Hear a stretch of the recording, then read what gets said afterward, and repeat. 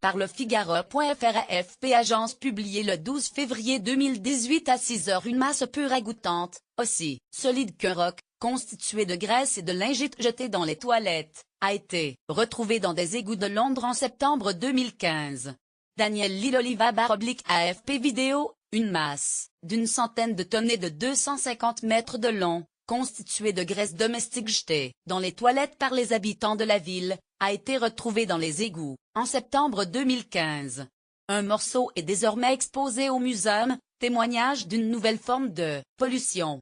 Depuis vendredi, les curieux peuvent contempler au Muséum de Londres un fragment d'une montagne de graisse, un fatberg dans la langue de Shakespeare, qui bouchait un égout de la capitale britannique. Cette masse pure agoutante, aussi solide qu'un roc, est constituée de graisse et de lingettes jetées sans réfléchir dans les toilettes, a été retrouvée dans des égouts dans les de Londres en septembre 2015. Elle sera exposée à partir de vendredi au Muséum de Londres.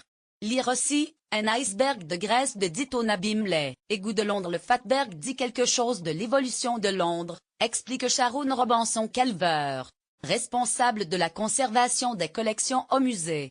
Aujourd'hui, nos égouts sont menacés par une crise. 8 fois par heure, il y a un client de Tamwater, la compagnie des eaux, NDLR, qui subit un blocage causé par des déchets évacués par les canalisations, ou qui y sont jetés mais ne devraient pas l'être. Une population grandissante et des régimes plus riches en graisse ont conduit à ce problème, ainsi qu'un réseau datant en partie de l'époque victorienne, mais le monstre de 250 mètres de long et de 130 tonnes a choqué jusqu'aux égoutiers habitués à chasser ces fatbergs. C'est un véritable monstre qui demande beaucoup de main-d'œuvre et de machines pour être enlevé, avait commenté à l'époque de son évacuation, Matt Rimé, chef des réseaux déchets de Tamwater. C'est comme essayer de briser du béton. Exposer cette horreur sous vitrine est un défi pour le musée. La dernière déclaration de la conservatrice Robinson-Calver est, certainement à dessein, particulièrement inquiétante. Il s'agit d'un matériau extrêmement dangereux, grouillant de bactéries et libérant de petites quantités de gaz toxiques.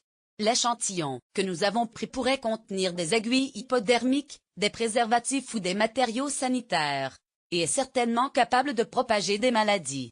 Le phénomène du fatberg, la montagne de graisse, expliqué dans un reportage de la BBC.